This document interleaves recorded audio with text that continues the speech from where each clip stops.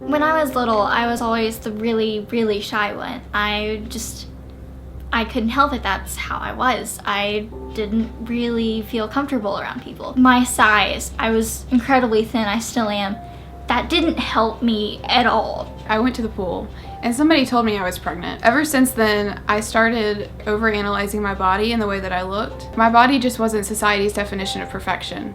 I guess I always knew. When I was younger and I was in daycare, we would go to these places that were like dress up, and we would play dress up, and I would always, put on girl clothes, and that just felt really comfortable for me. It really helped me connect with my feminine side. That was really important for me to help discover who I was at that age. I met this guy through one of my mutual friends. I noticed he began to isolate himself in favor of hanging out with me rather than any of his other friends, and that isolation soon turned into an obsession over me. He became way too overprotective and set rules for our friendship in which I couldn't hang out with anyone else other than him. When he realized that I wasn't following his rules, he decided to threaten my friends, starting to harm them, hurt them, kill them even. I felt like I didn't fit in because people would, they started those passing remarks. So like, oh, you're so thin, but not in a nice way. Like, oh, you're really thin, good for you. I continued getting the passing remarks. Just every once in a while, like, I'm feeling okay, remark. When I was young and having all these problems, I was never exposed to the body positive movement. It wasn't really a thing, and I think that if I had been exposed to that, I would have been a lot more comfortable with myself. I thought that the only way to make myself beautiful was to lose weight. And to lose weight, I thought the only option was just to stop eating. In 7th grade, I discovered everything that, what is being gay, and what does this mean, and what does it entitle for everyone? Everyone is like always kind of made fun of me for being weird. And everyone was coming out to me, people I'd never even talked to before, were saying, that's bad, you're gonna go to hell, it's a problem, right? I was genuinely afraid I was gonna get in trouble. I didn't think, whatever, I thought, I could get in trouble for this. This is bad. What I'm doing is not good. I'm a bad person. I began to isolate myself out of fear of these threats, and his words kind of became a part of me. I really didn't feel comfortable in my own skin.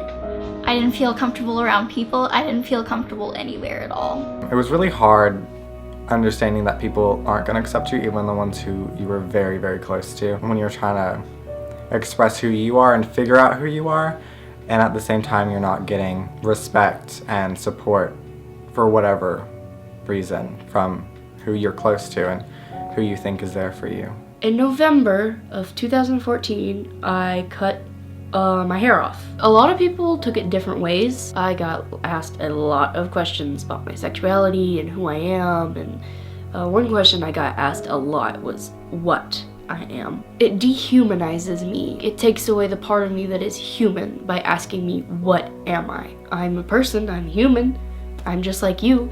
Shouldn't matter what I am. A lot of the things that happened were because of ignorance. It was just people were ignorant and they didn't know what they were talking about. Basically, what I've come to learn is that people are just afraid of what they don't know.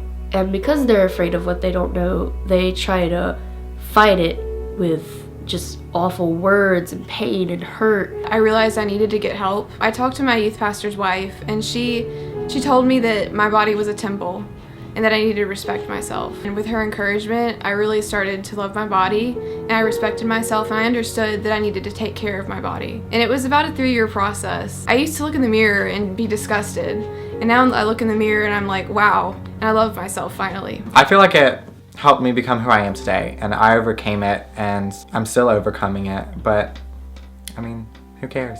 I'm happy. With it just being my mother and I, she really helped me. When I was in those really low points, she talked me out. She was like my grounding point. I'm thankful for her. And all through this, I overcame.